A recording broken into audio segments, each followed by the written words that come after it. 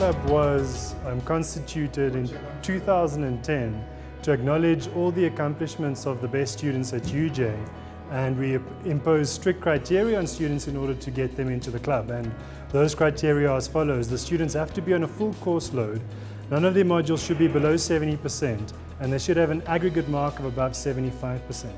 Tonight's event is the first time we are combining the orange carpet with the UJenius Club in a combined event, ultimately to try and acknowledge the accomplishments of all our students, as first years as well as seniors.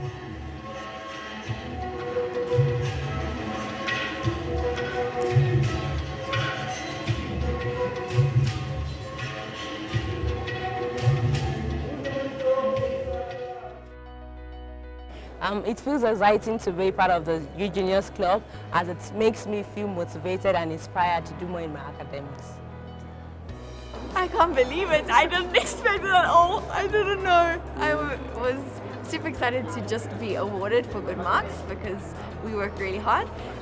But I had no idea that I was second in the whole faculty. That was crazy. That was super amazing, and I feel really blessed.